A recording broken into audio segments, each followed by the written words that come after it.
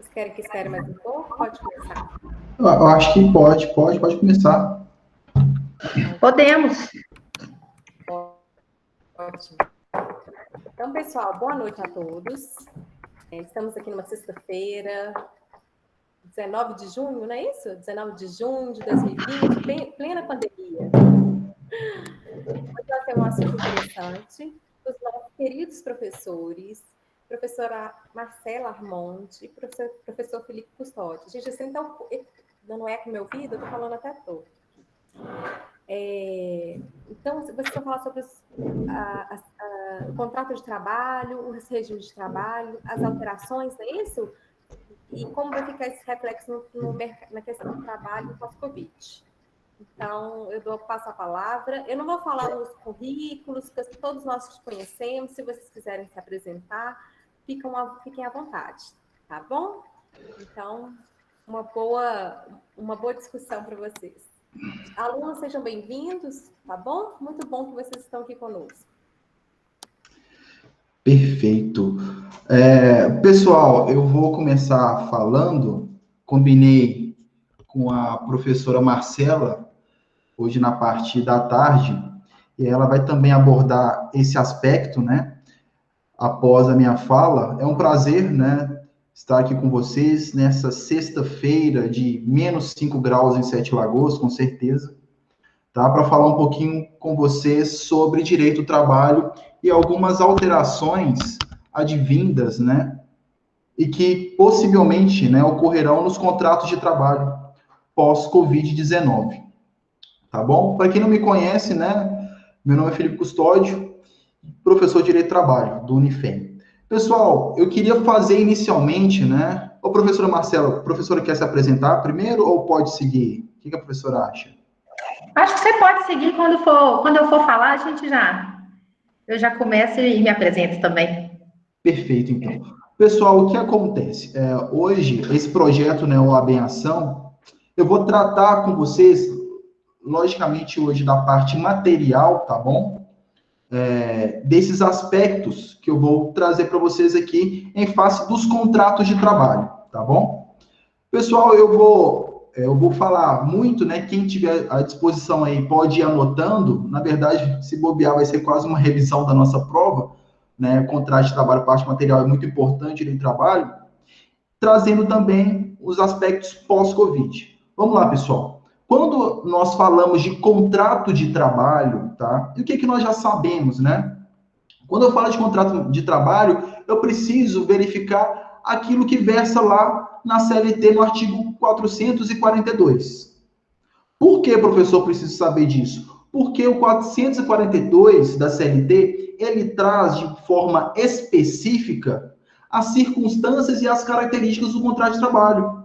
E aqui eu falo para vocês, a exemplo, o que o 442 da CLT fala? Que o contrato de trabalho, ele será, né, um acordo bilateral de vontades entre empregado e empregador, né, que poderá ser tanto tácito, expresso, verbal e escrito. O 442, ele traz essas observações no contrato de trabalho. Eu acho que vou ter uma tremenda dificuldade aqui, que eu não consigo dar aula sentado, mas vamos lá. Fé em Deus.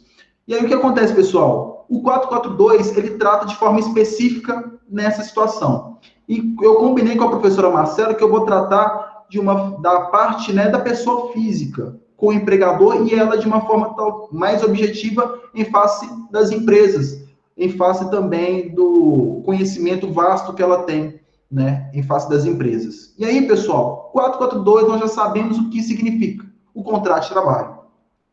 E quando eu falo de contrato de trabalho, eu preciso entender que o contrato de trabalho é um contrato relacionado entre pessoa física e pessoa jurídica no âmbito do direito do trabalho. E aí eu faço um acréscimo ainda. Quando eu falo de contratação pessoa física, pessoa jurídica na seara trabalhista, eu preciso entender também que pessoa física contrata pessoa física. Existem contratos de trabalho entre pessoa física e pessoa física.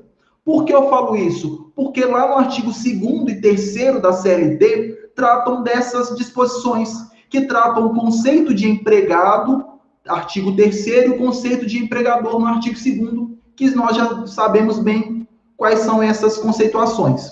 Então, quando eu falo com vocês no contrato de trabalho, até eu chegar lá das alterações, né, pós-Covid-19, quando eu falo de contrato de trabalho, eu falo tanto pessoa jurídica, pessoa física, e pessoa física, no âmbito de uma relação de emprego, ok? E aqui eu não vou me ater a explicar, né, de forma tão específica assim os requisitos do vínculo do contrato, os requisitos, né, do vínculo empregatício, que eu já sei, nós já sabemos que são 5. Trabalho prestado por pessoa física, habitualidade, onerosidade, subordinação e pessoalidade. São esses 5 requisitos para o vínculo de emprego, tá? Quando não existe anotação de CTPS, quando não existe o contrato de trabalho assinado, ok? E aí, pessoal, seguindo do 442, tem-se o 443. E o que o 443 da CLT fala, pessoal? Fala o seguinte, fala que, de forma específica, que os contratos de trabalho, eles serão 3. E um deles, nós já sabemos que adveio com a reforma trabalhista, a Lei 13.467 de 2017, que é o quê? O contrato de trabalho intermitente, que adveio com a reforma trabalhista. O texto do 443 fala o seguinte, os contratos de trabalho poderão ser determinados, indeterminados e intermitentes.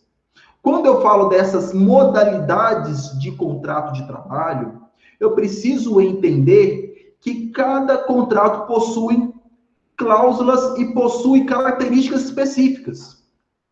A exemplo, o contrato a termo. O que é o contrato a termo? É a mesma coisa que o contrato por prazo determinado.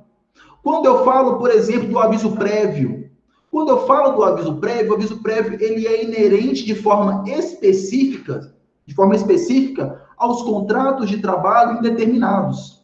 E olha para vocês verem a importância do contrato de trabalho. Quando eu falo de contrato de trabalho, e de forma específica para vocês perceberem já a incidência de algumas verbas rescisórias, quer seja salarial, a indenização, quer seja salarial ou indenizatória, eu vou colocar como exemplo para vocês hoje o aviso prévio.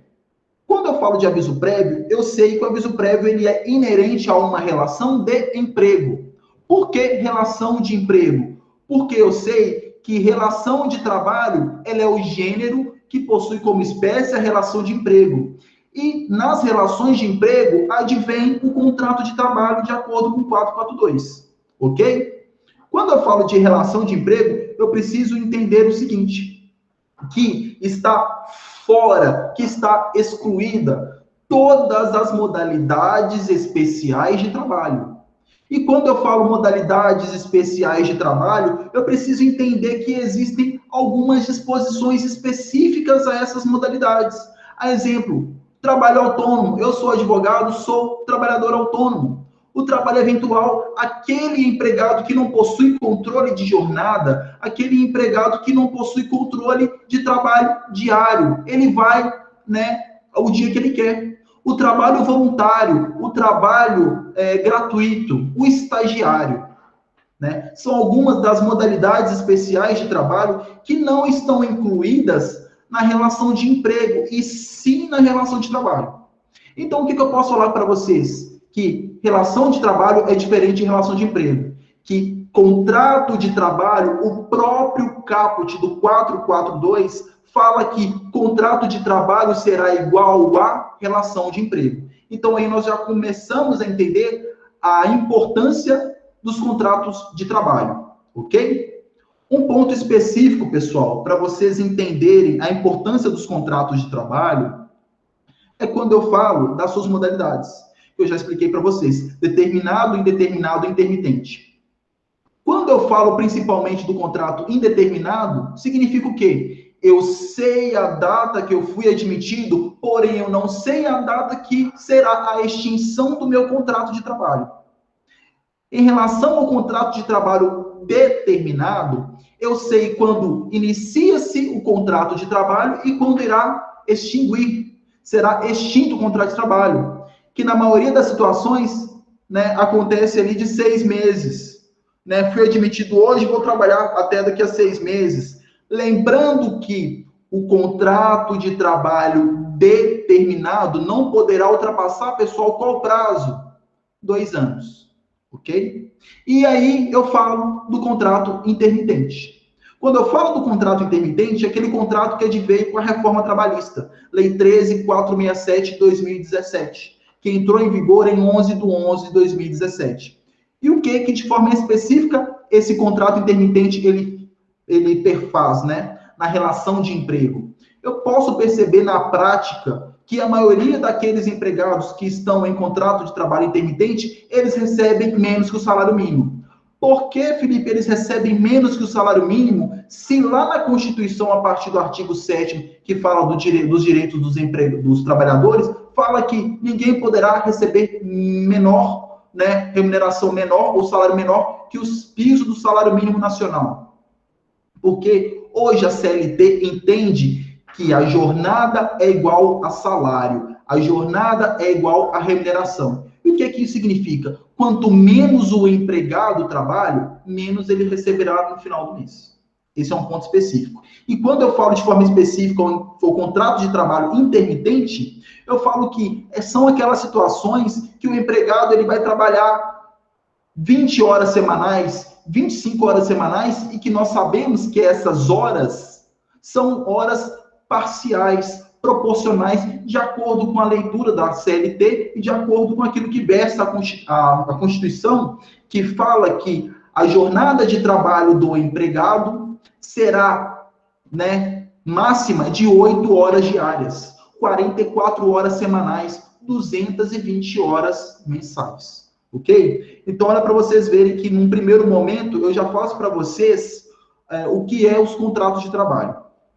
E aí, eu começo a falar agora sobre as alterações unilaterais nos contratos de trabalho. Ok? Quando eu falo, pessoal, das alterações unilaterais, e aí eu vou entrar daqui a pouco na medida provisória 927 e 936, quando eu falo das alterações unilaterais dos contratos de trabalho, anotem, claro, quem quiser aí, tiver com a caneta em mãos. Eu preciso saber do artigo e da conceituação do artigo 468 da CLT. Por quê? O artigo 468 da CLT trata de forma taxativa e não exemplificativa que os contratos de trabalho não poderão ser alterados de maneira unilateral. E o que isso significa? Aquela alteração unilateral, ela não poderá ser lesiva e, de forma subsequente, ela não poderá ser feita sem a anuência do empregado. O que o 468 quer falar para a gente? Quer falar que os contratos de trabalho não poderão ser alterados de forma unilateral pelo empregador, que a maioria dos contratos de trabalho são alterados pelo empregador e não pelo empregado, como forma de lesar o empregado naquela relação de emprego, tá? Sem que o empregado dê a sua anuência. Esse é o primeiro ponto. Então, esse é um princípio do quê? Princípio da inalterabilidade contratual lesiva, tá? Onde os contratos não poderão ser alterados. E aí eu já entro, tá? Nos aspectos da medida provisória 927 e 936. Ponto de atenção, pessoal, que vocês precisam saber. A medida provisória 927 e 936, elas foram criadas para esse momento que nós passamos agora, da pandemia da Covid-19. E um ponto de atenção que nós precisamos entender também, que a medida provisória, ela advém de um ato do Poder Executivo, tá? E quem é o responsável, quem é o mandatário do Poder Executivo? O Presidente da República. E o que nós precisamos entender sobre os prazos das medidas provisórias? A medida provisória, ela tem um prazo inicial de validade de 60 dias, podendo ser prorrogado por mais 60 dias. Depois dessa segunda prorrogação de 60 dias, somando esses dois prazos em 120 dias, se ela não passar pelas casas legislativas, ela não se tornar uma lei, ela perde a sua validade. De forma resumida, medida provisória é isso. Como aconteceu, eu já falei para vocês em sala, os meus alunos, a exemplo da medida provisória 905, que instituiu o contrato de trabalho verde e amarelo, que alterou, por exemplo, a equiparação do acidente do trabalho lá na Lei 8.203 de 91, no seu artigo 25, a linha D. Alterou também a modalidade o percentual, né, do salário mínimo, do percentual de depósito do FGTS, que hoje nós sabemos que é de 8% para os empregados urbanos e rurais, porque nós sabemos que o empregado doméstico, o percentual do FGTS é de 3,2%, né? Bem como também essa medida provisória 905 alterou, que foi a nossa questão de ensino hoje para vocês, né? Alterou a jornada do bancário, né? Que alterou para 8 horas diárias, sabendo que o 224 da CLT coloca que o bancário possui jornada parcial ou proporcional de 6 horas diárias. Essa medida provisória não foi convertida em lei. O que aconteceu? Foi revogada, perdeu a sua validade. É o que pode acontecer com as medidas provisórias 927 e 936. Ultrapassado esse prazo de 60 mais 60. E aí eu falo para vocês a respeito da medida provisória inicialmente 927, e eu vou acumular também algumas situações na medida provisória 936. O que eu, como advogado militante da área trabalhista aqui em Sete Lagoas, percebi. Isso daqui é o meu sentir, pessoal, que a medida provisória 936, principalmente, ela veio como forma de alterar os contratos de trabalho de maneira unilateral por parte do empregador.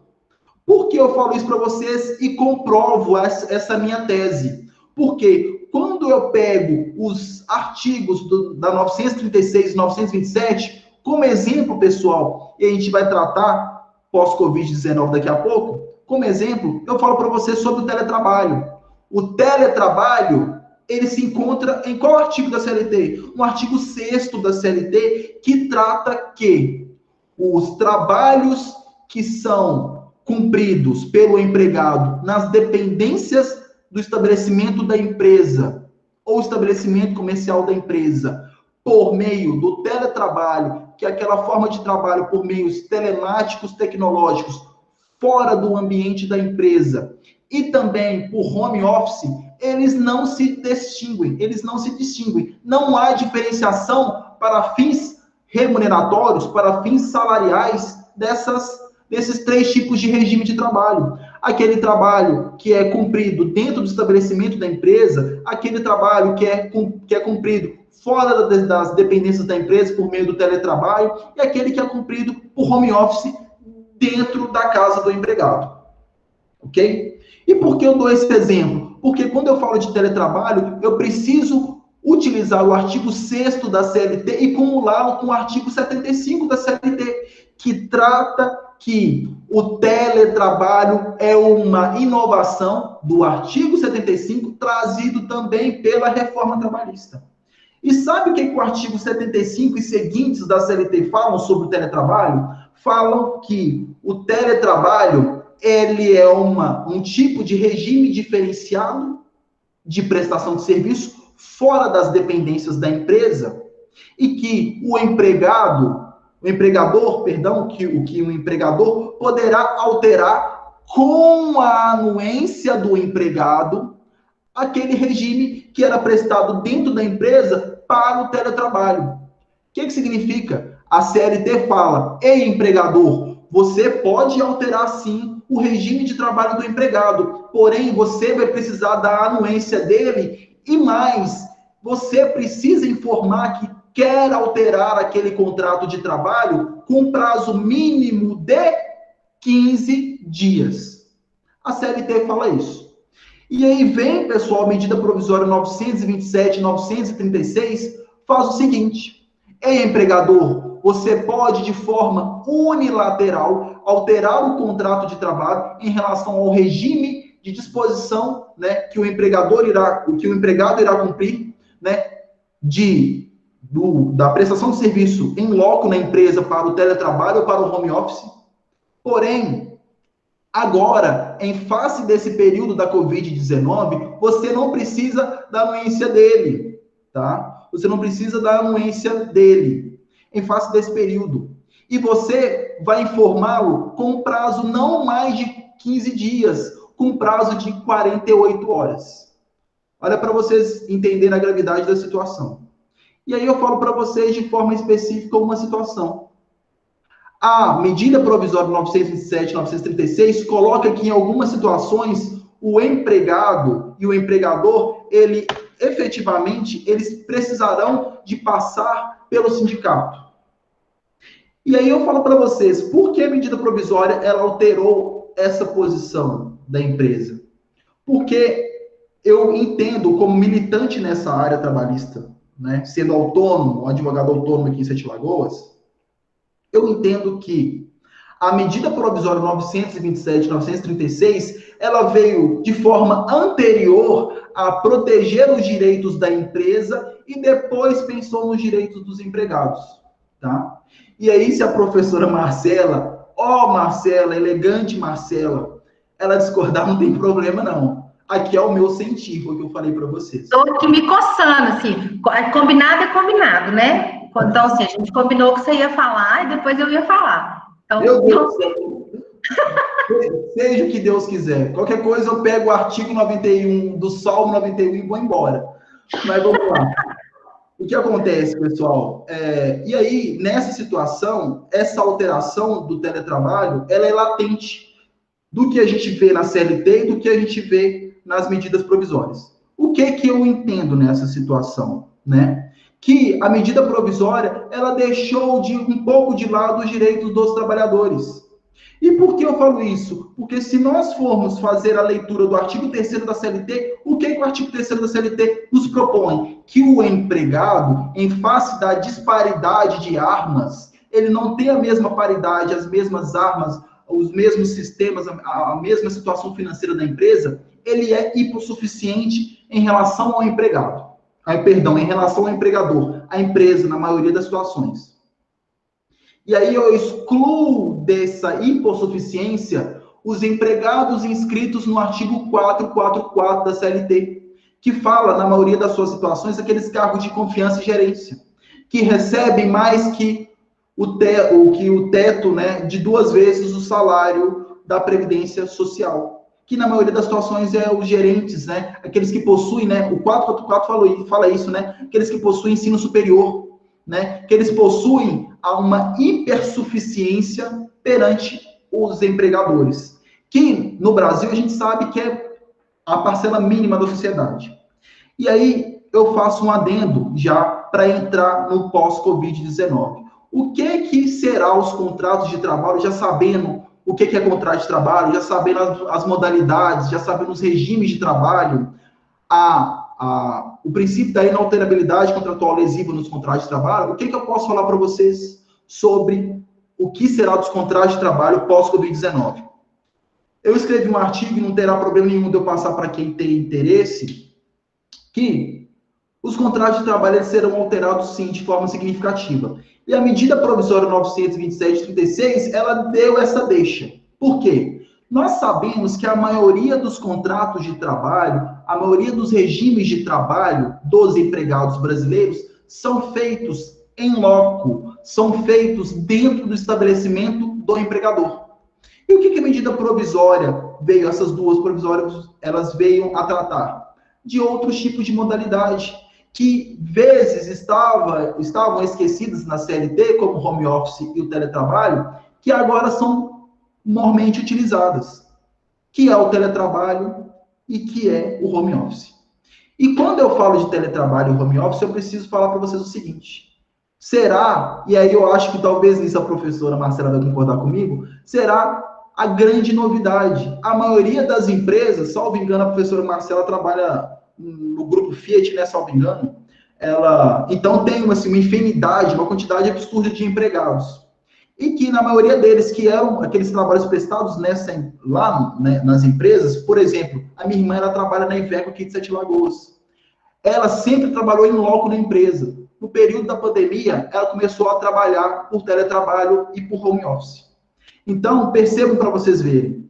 Aquelas atividades que as empresas entendiam que o empregado precisava efetivamente trabalhar em loco na empresa, talvez pós-Covid-19, talvez não, com certeza isso vai ser alterado. E aí eu coloco um ponto negativo nessa situação do teletrabalho e do home office. Nessas situações, os novos tipos de contrato de trabalho pós-Covid-19, a exemplo, teletrabalho e home office, né, nós precisamos entender que nem sempre o empregado terá condições, né, de utilizar das ferramentas que ele possui em face da sua situação financeira, né, e de outras situações mais, ele não conseguirá ter o mesmo tipo de produtividade que ele teria trabalhando em loco.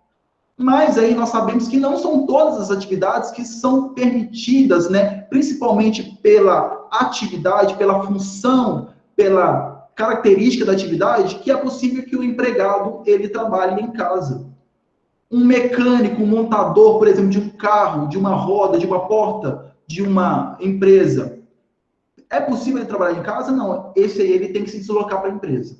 Porém, o que eu falo para vocês? Né? Eu tive dificuldade, não somente eu, todos os advogados, a gente conversa muito. Eu tive uma live ontem discutindo sobre isso e alguns alunos estiveram presentes lá no Instagram, que a gente tem uma total dificuldade hoje de entender no judiciário, né, as sentenças que estão vinculadas a esse período da Covid-19. Por que eu falo isso? Porque é tendência agora o trabalho por home office e teletrabalho. Porém, quando eu falo de trabalho home office e teletrabalho, automaticamente eu estou fora da empresa. E quando eu falo que eu estou fora da empresa, nessas situações, o empregador terá que me pagar vale alimentação? Não sei. Entendo que sim, mas não sei. Vale transporte? Certamente não. Como que ficará as despesas da minha internet? Como que eu, empregado, trabalhando ali 8 horas por dia, vou falar para o empregador, sim, hoje eu fiquei muito agarrado no meu trabalho e não consegui fazer a minha 1 hora de intervalo entre a jornada. Como futuramente eu vou conseguir comprovar isso? Como futuramente eu vou conseguir comprovar um acidente de trabalho onde eu estou trabalhando por home office? Essas são algumas dúvidas, né, que eu tenho, que eu até coloquei no meu trabalho, no meu artigo, que são dúvidas latentes e que são preocupantes, né? Onde efetivamente nós sabemos que o empregador, ele não irá alcançar em todas as situações aquele trabalho por teletrabalho e por home office. Tá bom? Então, assim, imagino que essas, né, a nova onda, né, de relativização dos direitos trabalhistas ainda está por vir. Tá bom? Em face dessas alterações pós-Covid-19, principalmente se tratando dos contratos de trabalho. Essa é a minha exposição, professora Marcela. Vamos lá, então. Depois. Bom, para quem não me conhece, estou vendo agora a minha turminha toda chegando aí, do 10º período. Muito bem-vindos. Para quem não me conhece, eu sou a professora Marcela, dou aula no 10º período de processo do trabalho. Estou me sentindo um pouco velha aqui, porque já fui professora do Felipe e da Luciana Nogueira, né? Então, mas fico muito feliz de ver os frutos aí das minhas aulas e adoro quando as pessoas seguem não só o direito do trabalho, mas a carreira acadêmica e conjugada com a prática. Assim como o Felipe, eu fui advogada durante 15 anos. Advogada e eu advoguei para reclamante, para reclamado. Então, eu conheço bem os dois lados. Eu conheço bem essa dor do Felipe aí, da gente sempre achar que o empregado é a parte hipossuficiente, e é mesmo, apesar da gente ter um conceito novo na CLT, que é o empregado hipersuficiente, né? Que é aquele que tem nível superior, mais salário acima de duas vezes o teto da Previdência Social, que hoje está em 12.202,21. Então, gente, a gente tem muitas considerações a fazer. De fato, tudo que o Felipe falou é verdade, né? É bem verdade, a gente está num momento atípico. A gente normalmente tem um contrato de trabalho que ele não pode ser alterado de forma unilateral, né? A não ser que seja para melhorá-lo. E a gente está vivendo um momento atípico, em que, quem é meu aluno já me ouviu falar isso algumas vezes, a gente teve uma chuva de medidas provisórias, né? A gente dormia, acordava com medida provisória. Às vezes a gente nem dormia, já tinha uma outra. Então, a medida 927, para vocês terem ideia, a medida provisória 927, ela que flexibilizou bastante as relações de trabalho, como antecipação de feriados, poder antecipar férias sem período aquisitivo concluído. Que mais? Me ajuda aí, Felipe. Em relação à postergação do banco de horas para 18 meses. 18 meses, que é uma grande dor dos sindicatos na hora da negociação coletiva. Parcelamento ou comunicação das férias em 2 dias. Exatamente. Suspensão do recolhimento do fundo de garantia por 3 meses. O teletrabalho, igual eu falei. A implementação do home office e do teletrabalho. Gente, o home office, eu trabalho numa empresa multinacional, né?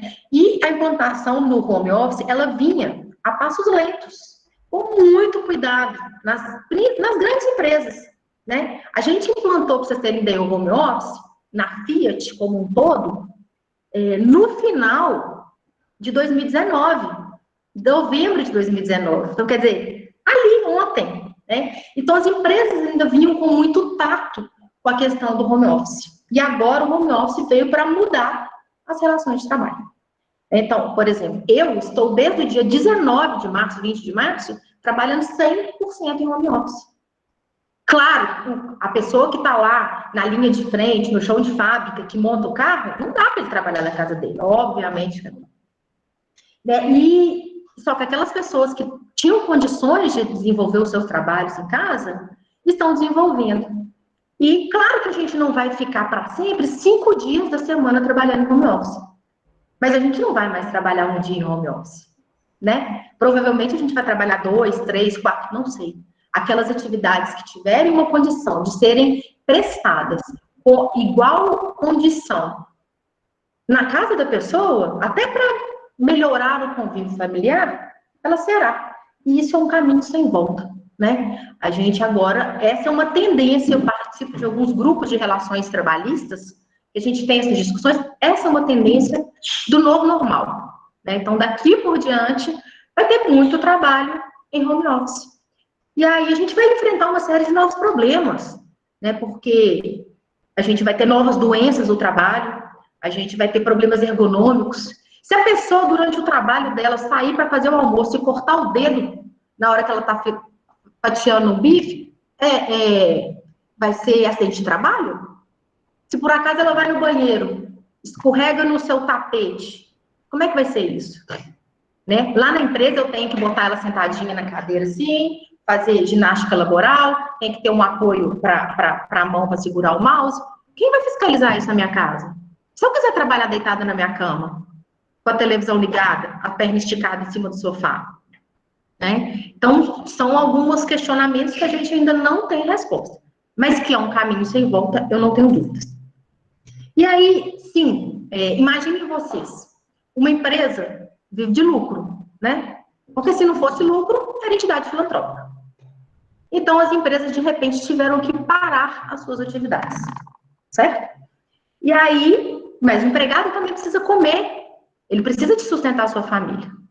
E eu acredito, que ponderando esses 2 itens, o governo, não que eu seja uma defensora do governo, completamente fora disso, não tenho não quero trazer nenhum aspecto político para aqui, mas vou chamar de governo porque, né, veio uma medida provisória e partiu dele, assinada pelo presidente, então, né, partiu de lá. Então, a gente veio uma medida provisória para flexibilizar várias coisas. A 927 só falou, antecipa férias, antecipa feriado, faz de tudo. Fizemos de tudo. As empresas deram férias coletivas, anteciparam férias individuais, anteciparam feriado de um ano inteiro, fizeram banco de horas, enfim, fizeram um monte de coisa. Não foi suficiente, porque a pandemia não passou, né? Então, lembrem que quando a medida provisória 927 saiu, tinha nela, salvo engano, o artigo 18, que falava da possibilidade de suspensão do contrato de trabalho, do curso de requalificação, do layoff, né? Que o nosso velho conhecido do 476 lá da CLT. Só que o 476 da CLT fala que a pessoa tem que participar de curso presencial. Se eu estou mandando todo mundo ficar em casa, como é que eu mando a pessoa fazer um curso presencial? Então, o 476 se tornou um pouco complicado para este momento. E aí, a medida provisória 927, ela vem, inclusive, flexibilizando o 476, falando que os cursos poderiam ser de forma telemática, enfim. Não deu 24 horas, o nosso presidente vetou o artigo 17, o artigo 18, pelo Twitter, né? Olha para você ver, a que ponto chegamos.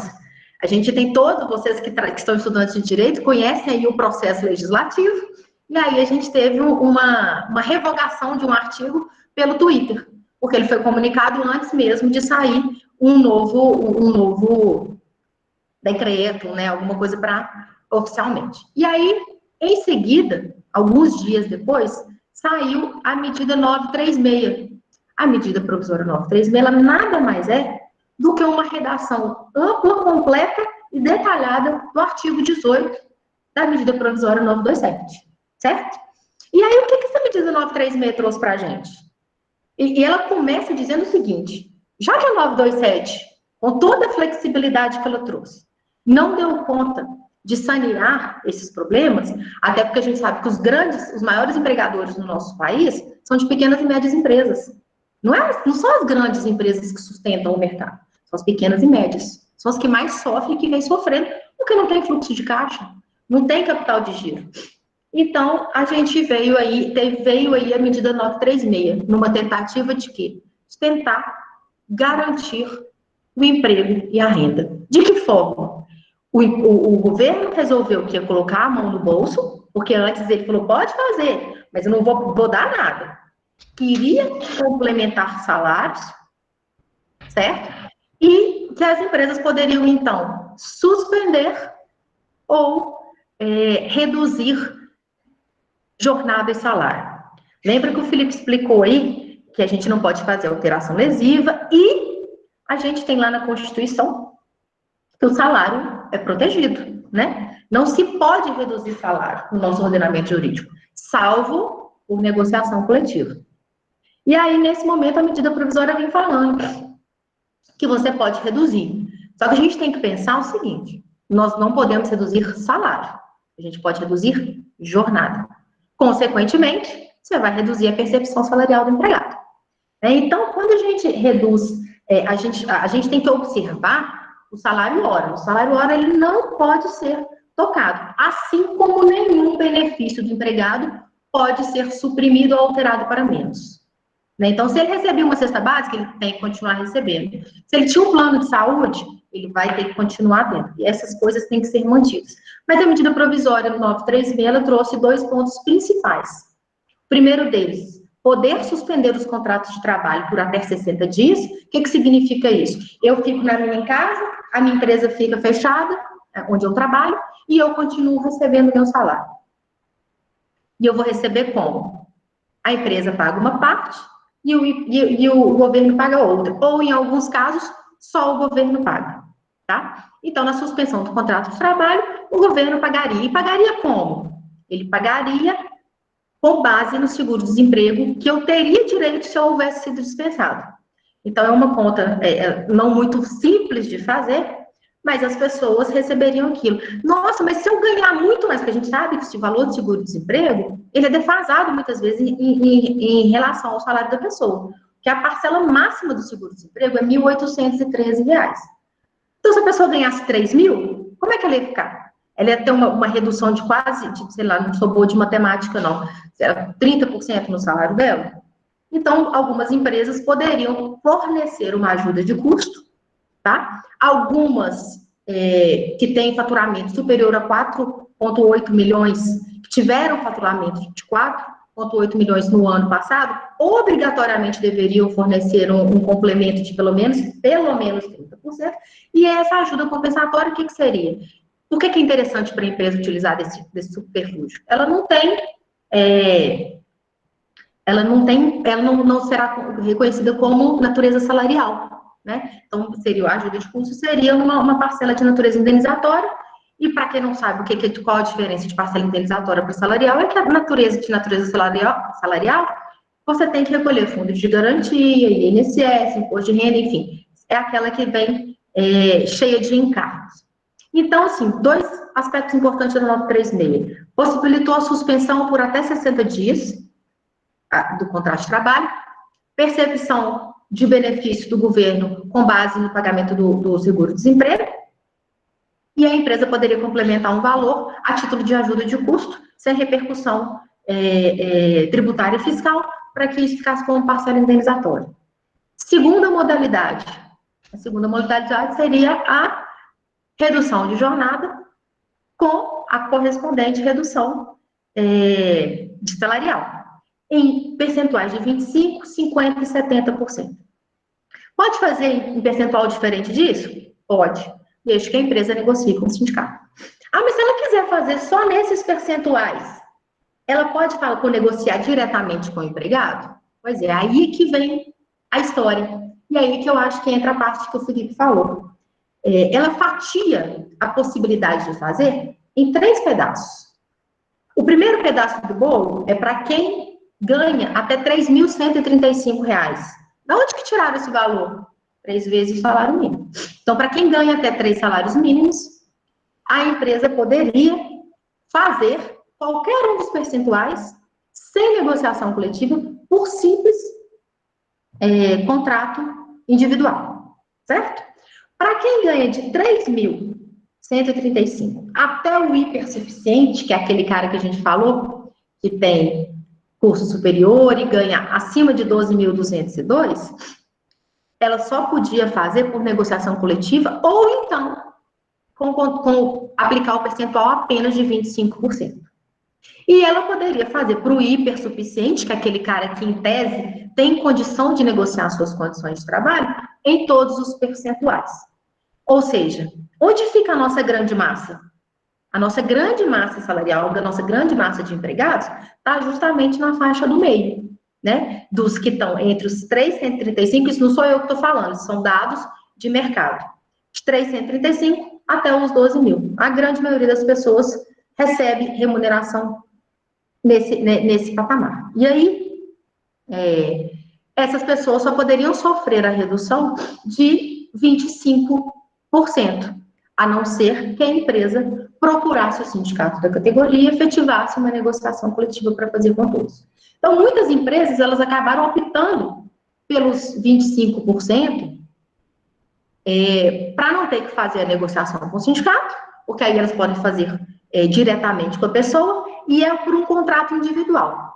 E o contrato individual de trabalho, por acaso a empresa te apresenta e pergunta para você se você quer, né? Assim, todo contrato de trabalho acaba sendo um contrato de adesão. É quase que um contrato de adesão, né? Ele não tem esse nome, mas assim, quando te fazem uma proposta de trabalho, é muito difícil, a não ser os grandes executivos, mas é muito difícil que haja uma negociação. Eu te dou isso. Não tem, as empresas via de regra, não fazem isso. Elas fazem uma proposta e você aceita ou não. E aí, nessas condições, nessa época de pandemia, foram feitos vários contratos individuais de trabalho e algumas vezes também foram feitas negociações coletivas. Eu costumo dizer que a gente, depois da reforma trabalhista, as pessoas ficaram com muito medo de acabarem os sindicatos, dos sindicatos acabarem, deles, por causa da perda de contribuição sindical, mas eu acho que na história nunca se viu as empresas precisarem tanto de conversar com o sindicato como nesse momento, né? Para poder tentar ajustar essas condições, para poder pensar numa solução para o futuro. Então, assim, acho que é até um bom momento, um ótimo momento para os sindicatos se reinventarem, né, para eles mostrarem seu papel, para as pessoas entenderem para que eles servem.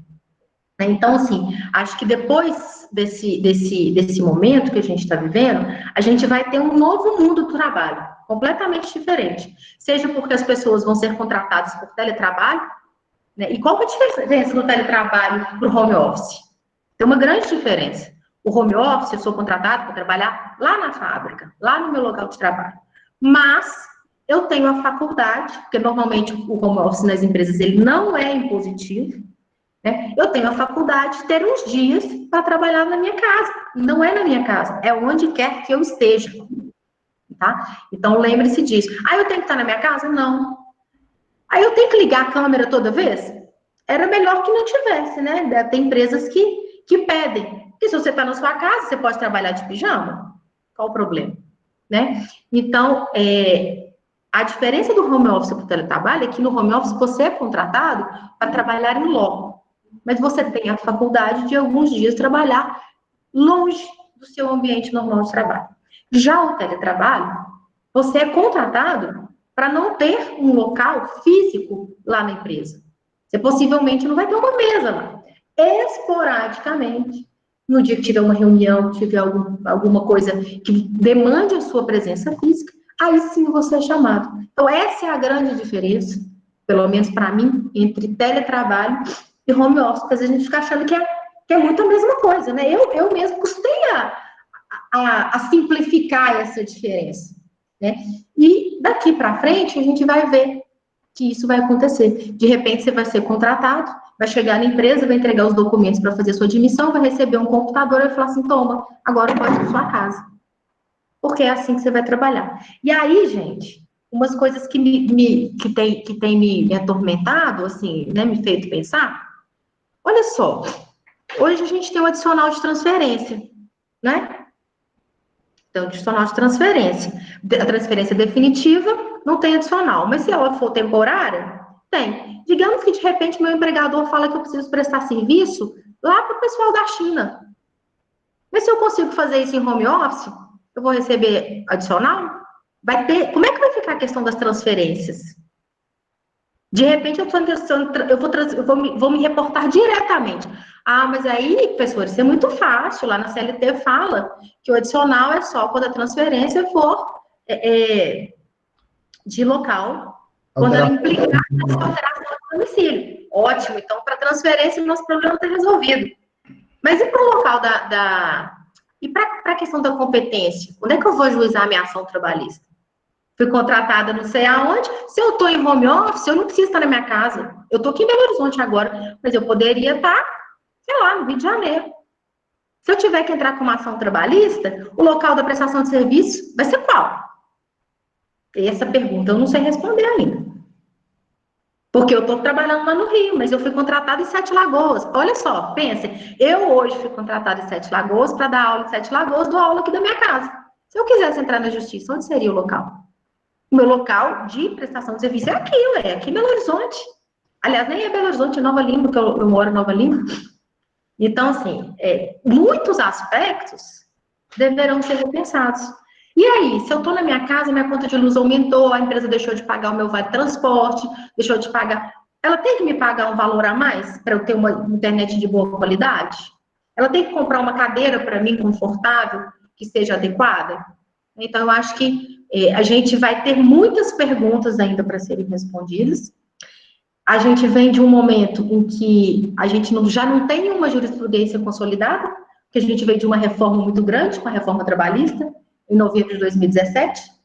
Então, assim, acho que essas perguntas que a gente tem para fazer agora só serão efetivamente respondidas pela jurisprudência dominante daqui 5, 6, 10 anos, né? Até que uma jurisprudência se forma de forma concreta e convincente, leva-se muitos anos. E a gente já vem de uma desconstrução, né? Porque, assim, eu dei aula essa semana de recursos, se a gente for fazer um recurso de revista, com base em divergência jurisprudencial, tendo que juntar uma divergência atual, tem que ter menos de 2 anos, né? Tem que ter no mínimo reforma trabalhista para frente, porque se for para trás, provavelmente muita coisa mudou, a gente vai ter aí uma diferença até de direito material. Então, para esse momento de hoje, eu acho que a gente vai ter muitas perguntas, a gente vai ter muita mudança nas relações de trabalho, e mais uma vez a gente está tendo uma tendência a uma flexibilização grande, até porque essa semana a medida provisória 936 foi julgada, né? Na verdade, foi o Senado aprovou a sua conversão em lei, né? Que foi julgada, ficando doido. O Senado já aprovou essa semana a conversão da medida 936 em lei, com algumas pequenas alterações. Então, em breve, isso vai se perpetuar aí no mundo jurídico, né? E essas condições estarão no nosso ordenamento jurídico. Agora, será que para sempre? Será que daqui por diante, se isso vai ser, a princípio, isso é só pelo momento da pandemia, e que a gente já tem uma legislação dizendo, fixando uma data até 31 de dezembro. Vamos ver se a gente para nessa data mesmo, né? Ou se isso não vai ser postergado. Mas, enfim, essas eram as reflexões que eu gostaria de fazer. Acho que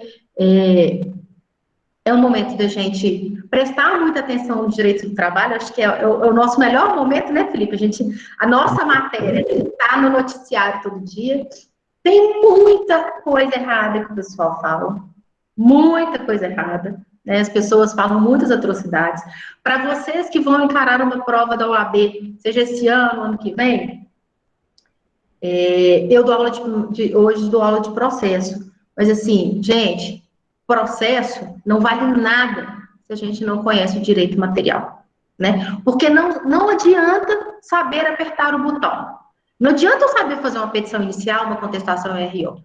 Tem que saber qual botão apertar.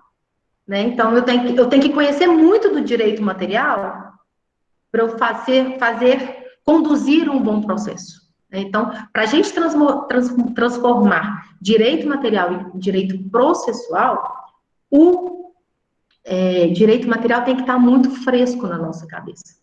E eu costumo falar isso muito com os meus alunos, que para o direito do trabalho é um direito que eu acho fácil, palpável, porque ele está no nosso dia a dia. Você trabalha, você tem alguém que trabalha, você tem alguém que trabalha na sua casa, ou seu pai trabalha, sua mãe trabalha, seu marido trabalha, enfim. Todo mundo sabe o que é férias, 13º, né? Mas nem todo mundo sabe o que é PIS, COFINS, né? Então, assim, o direito tributário, se você não estudar, puta difícil, você não aprende mesmo. Né? Agora, o direito do trabalho, todo mundo sabe um pouquinho. Né? Todo mundo ou é empregado, ou vai contratar alguém, ou vai ser empresário, enfim. Então, todo mundo sabe, é um direito bem palatável. Para quem for prestar OAB, a minha dica é a seguinte: leiam a CLT, leiam súmulas e OJs. Porque o direito do trabalho, ele é muito simples, ele não é difícil de ser compreendido, e ele é muito objetivo, né? Então, para mim, muito mais do que jurisprudência, assim, para quem tiver para estudar, lei seca, eu gosto muito da lei seca. Só que o direito do trabalho, o processo do trabalho, por exemplo, ele não está na CLT completamente. Boa parte dele, grande parte dele, está no CPC, que é o nosso subsidiário, mas muitas vezes, não adianta só olhar no CPC, porque aí você vai ter uma súmula ou uma J, que vão falar assim, olha, apesar de não estar lá na CLT e estar lá bonitinho no CPC, aqui é de outro jeito. Aqui isso não serve. Né? Então, eu acho muito importante ler súmula, ler OJ, porque torna a compreensão do direito material muito mais palatável. Bom, era isso. Felipe, falei alguma bobagem? Quem sou eu? A doutora é uma Barça jurídica. Não, eu particularmente, brincadeiras à parte, Marcela, concordo com tudo que você disse. E o interessante, a gente faz uma troca agora de conhecimento, o interessante é a vivência, né? Porque só tem visão do que as empresas efetivamente fazem. Teria problema de você, Marcela, falar qual que é a sua função na Fiat? Não, eu sou gerente de relações trabalhistas e sindicais da América Latina. Então, olha para você, a vivência que você tem hoje, né, na Fiat, a nível de RH, né, eu duvido muito, assim, duvido no sentido de que você, com certeza, tem tanto a parte empresarial da empresa, a parte trabalhista em face daquilo que você já tratou, né, na época que você era advogado, você sabe bem as duas faces da moeda. Eu queria te fazer uma pergunta em relação a esse ponto específico. E a pergunta seria no sentido de: você acha que grandes empresas hoje elas se adaptaram bem a essas medidas provisórias? Felipe, as empresas sérias, as grandes empresas que são sérias e que se preocupam, a gente muitas vezes, até eu trabalhar em empresa, eu tinha uma visão de que a empresa tá nem aí para o empregado, de que elas, sabe, as coisas eram, e é muito ao contrário disso. As empresas que têm uma responsabilidade social grande, que prezam pelo seu nome, elas cuidam sim muito dos empregados. Eu fiquei 90 dias sem a fábrica, tá? E eu voltei aí esses dias, a semana passada. Eu voltei. Existe uma nova Fiat. Chega lá, gente, e os grupos que eu participo, assim, virou um grande cuidado, assim. Os banheiros são diferentes. Todo lugar tem álcool gel. Todo mundo tem equipamentos para limpar o seu próprio ambiente. A Fiat, o que eu posso falar porque eu estou lá, criou uma linha. A gente deslocou alguns empregados que deixaram de ser montadores de carro para fabricarem máscaras. A gente tem uma linha hoje que fabrica máscara.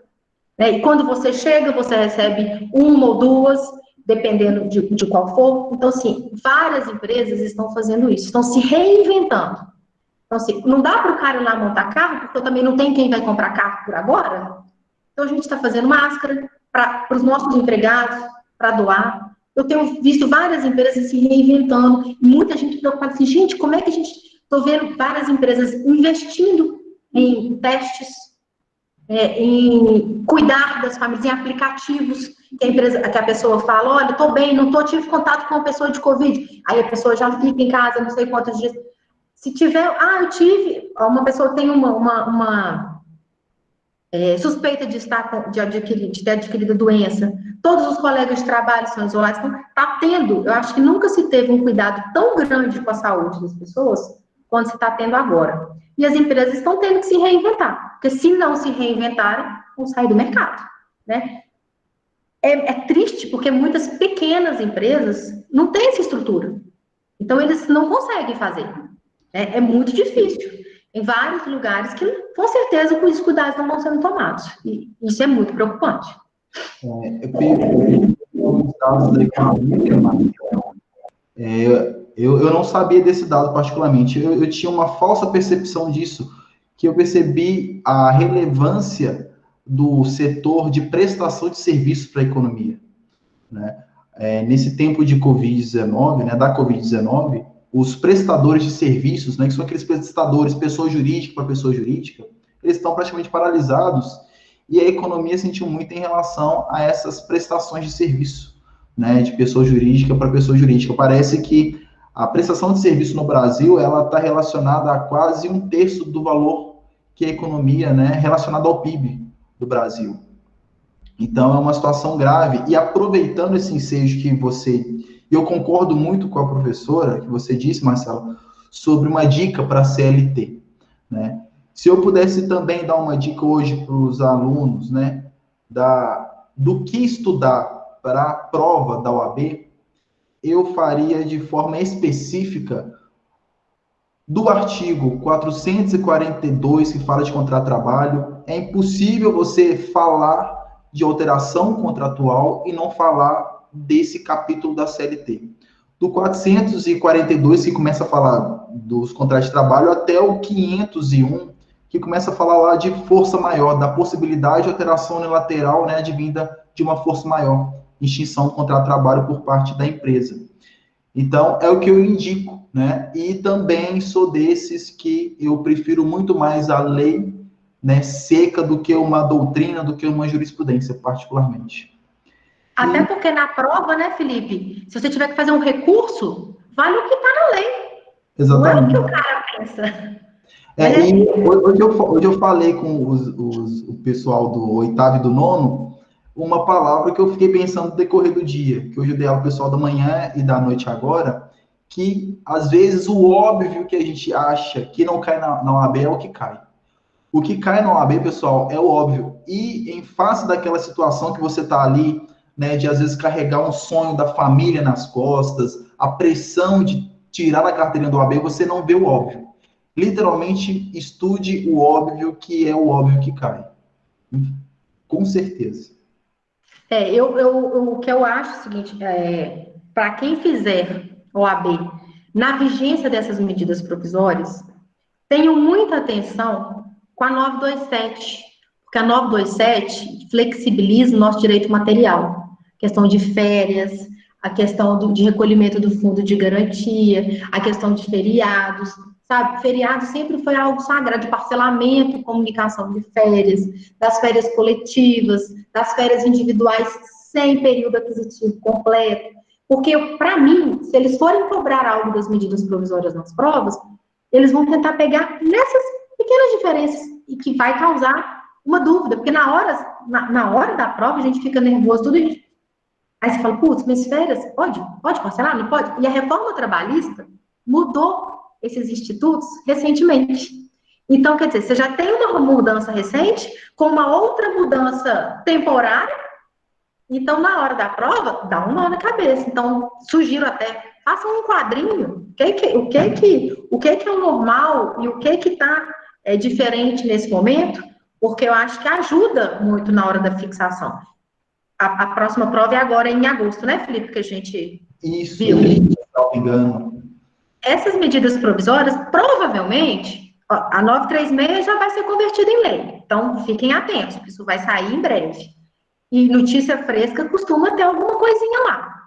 A 927, se não virar lei, imagino que não, porque faz umas alterações aí que são para esse momento, mas enfim, pode ter uma lei com a fixação do prazo, né, de vigência disso aí, com a regulamentação, mas provavelmente ela será prorrogada. E aí ela vai estar vigente no período da prova.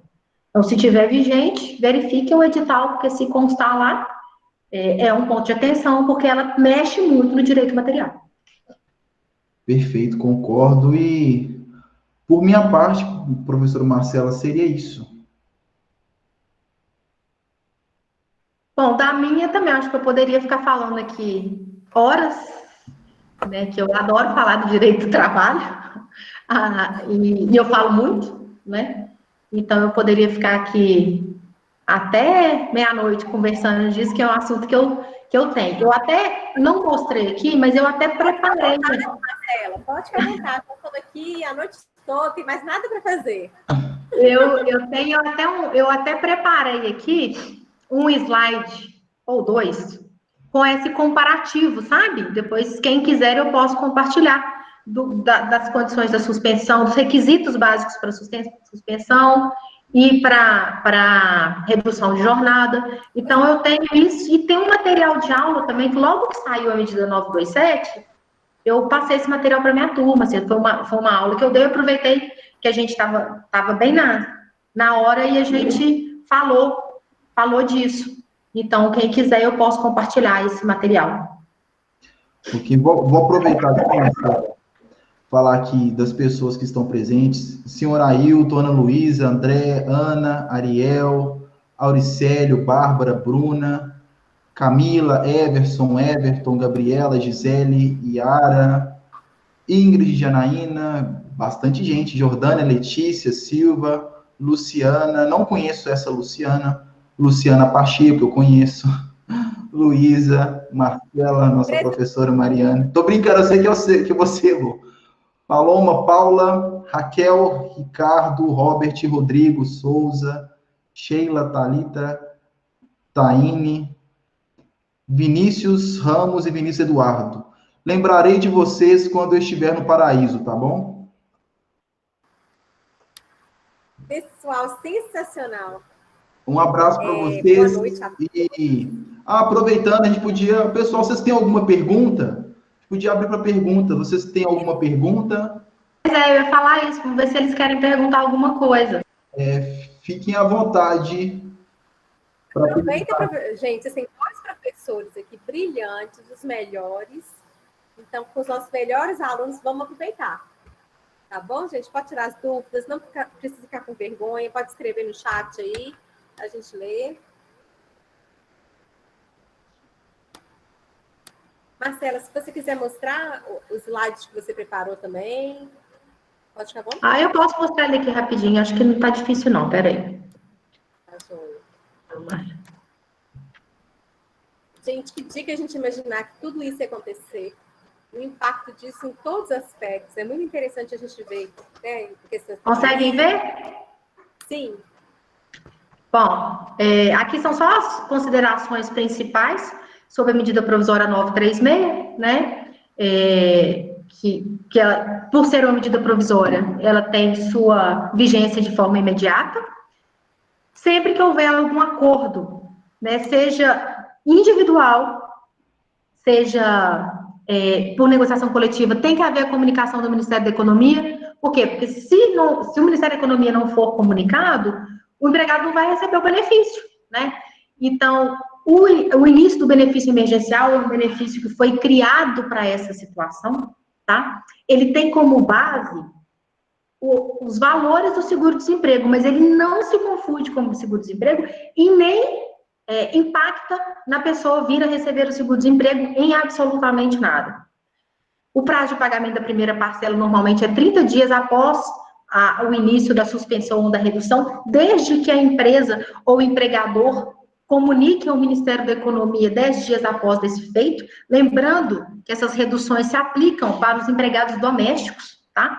Então, assim, é um ponto que ficou martelando na minha cabeça, porque eu vi aqui, assim, até no grupo do meu prédio, as pessoas, gente, vou dispensar a minha empregada, porque agora eu não consigo mais, já dei férias, já disse, gente, por favor, tem uma solução, tem jeito de a gente resolver. Então, assim, eu até me propus a explicar, a mandar modelo, a fazer, para que as pessoas preservem os empregos dessas pessoas, que são as pessoas que mais vão ter necessidades, né? Então, assim, dá para fazer com os empregados domésticos. Como é que funciona o restabelecimento do contrato de trabalho? Ou seja, se eu quiser, tudo melhorou e eu quero voltar a produzir amanhã normalmente, como é que eu faço com meus empregados que estão afastados? Desde que comunique a eles com 2 dias de antecedência, pode trazer todo mundo de volta. Então, não é complicado de fazer o retorno. A comunicação aos sindicatos, então, fazendo a negociação ou tendo acordo individual. Se fizer negociação, o sindicato está envolvido, né? Óbvio. Agora, se for por acordo individual, tem que informar os sindicatos no prazo de 10 dias. Por isso que eu volto a dizer da importância dos sindicatos nesse momento. A possibilidade de acumulação. A suspensão é 60 dias. A redução de jornada pode ser até 90. Então, eu posso suspender um empregado de 60 dias e depois reduzir a jornada mais 30? Pode, desde que não passe de 90 dias, pode. Posso reduzir primeiro e depois suspender? Pode. Tá? Mas o projeto de lei que foi votado agora, ele possibilita, inclusive, a extensão desses prazos. Então, ele jogou no colo do executivo para dizer se vai ou não prorrogar esses prazos aí de 60 de suspensão, e é possível que haja uma prorrogação de pelo menos mais 30 dias para cada um desses institutos, né? E a antecedência, que, via de regra, a gente tem uma novidade aí, que a medida 936, ela não fala de 48 horas, ela fala de 2 dias corridos, né? Então, que é uma mudança na escrita, mas que, às vezes, na hora da prática, faz bem uma diferença, tá? Aqui tem o quadro comparativo, né, das faixas salariais, igual eu falei, que é um hipersuficiente, os menores, se pode fazer acordo individual, se não pode, se pode fazer negociação coletiva. Então, aqui um quadro bem objetivo com relação a isso. Né, o que pode fazer por via individual e o que pode fazer por negociação coletiva. E aqui tem um quadrinho com os requisitos especiais, né? Então, falando que os benefícios não podem ser mexidos, o salário hora deve ser preservado, qual que é o período de cada uma delas, o valor do benefício emergencial, ajuda compensatória quando ela é obrigatória, quando ela é facultativa, mas lembrando que ela é sempre uma verba de natureza indenizatória, né? A garantia de emprego, isso é muito importante. Quem ficar nesse período tem o mesmo período posterior de garantia de emprego. O que significa isso? Se eu deixar o meu empregado 60 dias suspenso, né, com o contrato de trabalho suspenso, quando ele voltar, ele tem 60 dias de garantia de emprego, tá? Então, eu acho que aqui é um ponto que a legislação pensou bem no lado do empregado, para que ele não tivesse que voltar e sempre pudesse voltar e ser mandado embora imediatamente. E os valores da indenização em caso de dispensa no prazo da garantia. Ah, então eu posso mandar o meu empregado embora se ele tiver com garantia de emprego? Posso, mas esse tem uma indenização a pagar, adicional àquelas outras todas que a gente já conhece, como aviso prévio e multa de 40%. Bom, então são 3 slides bem rápidos, né, que eu preparei aqui, só para deixar o conteúdo um pouco mais objetivo. Depois, quem tiver interesse, eu posso mandar.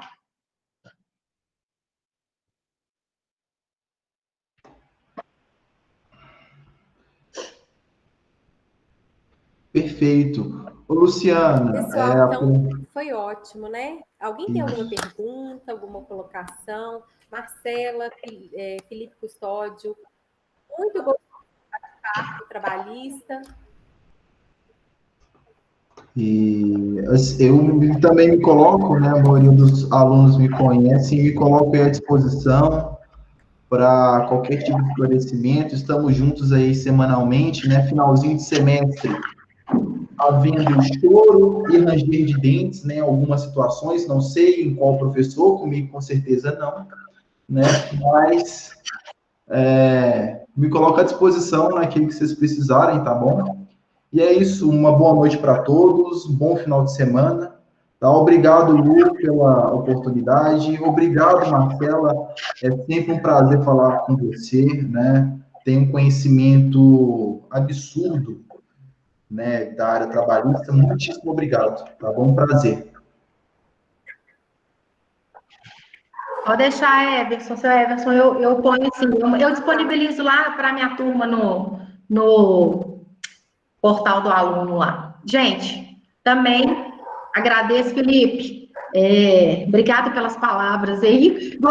Se eu for metade de tudo isso que você está falando, já fico bem feliz. Então, assim, você também está fazendo um trabalho muito legal no Instagram, falando da CLT em 30 dias. Então, achei muito legal a iniciativa. Aí, ó, direito material, gente, ó, lê a lei, lê as suas, assiste o Felipe, né? Pronto. Resultado garantido. E eu quero que eu fico muito feliz de ter os dois aqui participando. Primeiro, porque Marcela foi minha professora, fez uma pós em Direito do Trabalho. Felipe foi meu colega, né? Então, assim, eu tenho uma alegria enorme, que são uns profissionais maravilhosos. Né? O pessoal está só elogiando, estou super feliz. Então, gente, obrigada por abraçar esse projeto é focado em vocês, então, que estão nas vias aí de fazer a prova do AB, de ficarem atualizados, né, das questões que são discutidas. Olha que bacana, foi a questão mais atual, e eles estão aí no cerne da questão. Tá? Então, vamos aproveitar, vamos refletir, vamos estudar. Né? E está na hora de fazer projetos, né? Não é porque tem pandemia que a gente vai esquecer as coisas, não, né? Está na hora de se preparar, porque depois, quando for fazer a prova, a gente não sabe se vai ser adiado, se não vai, mas vocês têm que estar preparados a qualquer momento. Alguém quer perguntar alguma coisa, gente?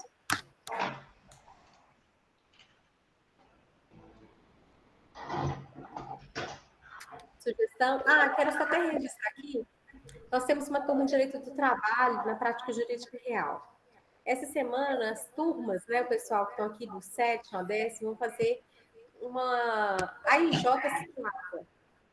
Então, eu dou um recadinho para os meus alunos, os nossos alunos, preparar essa SJ. Marcelo, você dá aula na quarta? Na quarta. Felipe, você dá que dia? Terça, quinta e sexta.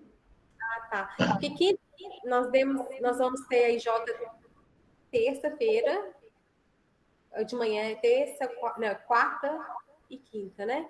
Quinta-feira que é à noite. Eu vou mandar, se caso tiver interesse de vocês assistirem, levar a turma, né? Avaliar. Beleza. Juiz, Foi um prazer. tá bom? Pessoal, então, muito obrigada. Deixa eu ver se aqui tem mais algum recadinho. Pessoal, só agradecendo, só elogiando. Então, sexta-feira, às 21h16, podemos encerrar? Podemos encerrar. Podemos. Um abraço para todo mundo.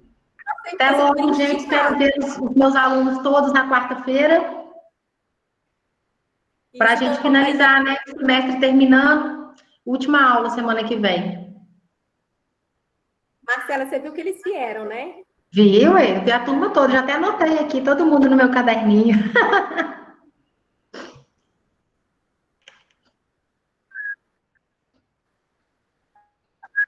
Eu estou super feliz, porque eu tenho, né, esse pessoal do sétimo, do oitavo, né, do sétimo, nono e décimo. O problema é eles, a dificuldade, a gente já pegando com os meninos. Na hora deles ir embora, a gente nem assim, não tá querendo deixar embora, não. Pessoal, então, obrigada, boa noite. E aí, quem tiver nenhuma pergunta, nós podemos encerrar. Uma boa noite. Boa noite, gente. Tchau, tchau. Boa noite, um abraço para todos. Obrigado, pessoal.